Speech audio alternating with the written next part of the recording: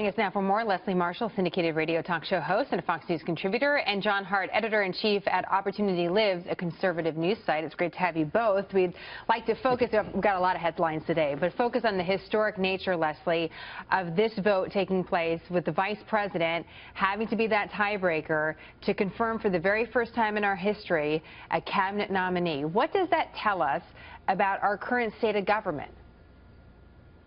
Divided, like the country, and we've seen that for election cycle for decades now after election cycle.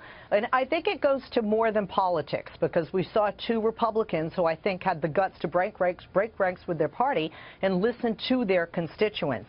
And I think we're going to see in the future more people do that. We've seen Democrats in the past do that with this, and not just Supreme Court nominees and cabinet members, but also with legislation moving forward. And I hope that will lead to a less 50-50 divided nation as we see today. John, how do you see it?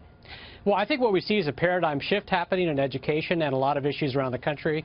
Betsy DeVos was opposed so strongly because she's an existential threat to the teachers' unions and the education establishment that, quite frankly, is more interested in protecting adults than kids. And the fact is, the left has had its way for 50 years in this country on education. We've tried the Patty Murray way. We've tried the Chuck Schumer way. We've doubled per pupil spending since 1970. Scores have flatlined. We've even cut student-to-teacher ratio almost in half. Again, no increase in performance. So Betsy DeVos represents reform. She represents shifting power away from politicians, away from union operatives, and towards parents and kids. It's interesting. And that's why she was opposed. You both give a really different take on it. Leslie, you talked a little bit more about the philosophy, the big picture about government overall in the country. John, you're really talking about the issue and saying the issues are really at stake here. Leslie, respond to John. He's saying this is an issue-based situation, this vote. It has really nothing to do with the broader picture necessarily. What do you say? Oh, I disagree wholeheartedly. I mean, this is not just about, oh, Democrats. And by the way, if you say this is about preserving the unions from Democrats, this is clearly about trying to get rid of all unions, teachers' unions as well, by the right. The problem is that Ms. DeVos is not qualified for her position. She has not attended public school. Her children didn't go to public school. She didn't work within the public schools. And her ideas will really hurt children that are already being hurt and not helped by education. Who are minorities or disabled or impoverished living in rural areas. To John's point, one of the questions he's, and you can correct me if I'm wrong, John, one of the questions he is asking is what is so great about the system right now?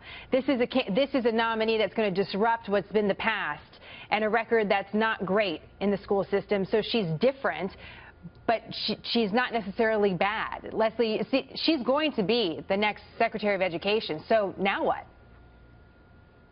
Well, first of all, we have to see what she's going to put forth. The problem is a lot of the questions that she was asked show that she doesn't have a knowledge of the actual issues with regard to the school system, specifically regarding disabled, handicapped children is one example. In addition to that, we have to look at, well, what is she going to do for the majority of American children who attend public schools and the majority of the parents throughout the country who are happy with the quality education that they are getting? Certainly there are problems. I live in L.A. L.A. Unified has its problems. Detroit, another city that has its problems. But fortunately for our public school system nationwide, in our 50 states of this nation, that is the exception, not the rule, although some of those have larger numbers and are the focus of what she and other Republicans want us to look at. Are Democrats missing the point? In that there's a cabinet nominee that's now going to be a cabinet member that will disrupt the status quo. Yes, there's a risk, as Leslie's pointing out. But what is this about in the election, the bigger picture about what the election was about, and getting someone that's a disruptor into a position of power? No, that's exactly right. And look, I think Leslie's response just illustrated the extent to which the left is going overboard in terms of opposing Betsy DeVos. Look, she is going to ask hard questions. She's moving away from this Washington knows best mentality towards a system where parents know best. That's why she's opposed, has been opposed so strongly. And again, look, we've tried this approach before. We've doubled spending. It hasn't worked. We've shrunk class size. That hasn't worked. What Betsy DeVos represents is a changing of the guard, is a move away from Washington knows best, Chuck Schumer knows best environment to one in which parents and teachers are given the authority and the power to send their kids to the best school of their choice. So let's go back to the broader point that you were bringing up, Leslie, and John's point of changing of the guard. That could be applied to a lot of the cabinet nominees.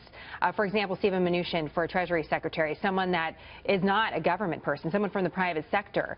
But what about the Democrats and what they're going to do over the next several days? They are going to try to repeat, it's our understanding, the pattern of trying to delay what's the inevitable, right, which is that these nominees will become part of the cabinet. Why do that now? Why do that? What's in it for the Democrats? Well, you have to remember, left and right, there are people that have their jobs, and their jobs completely depend on their districts, their constituents, and the voters. In 2 years, there are many of these people left and right that are up for re-election. I think if we look at Ms. Murkowski and Ms. Collins as an example of that, you have to listen to your voters. If Democrats stand back and do nothing and remain spineless, not only is their job in jeopardy, but they're not doing what their constituents elected them to do. So quite frankly, they're doing what they can only do, even though it ends up being in the long term symbolic. It is a big symbolism needed by the constituents of the Democratic Party. A quick final thought from you, John. Will that pay off for Democrats? Will it pay off for Republicans? No, I think Democrats are doubling down on the old failed policies of the past. They're the new party of no ideas.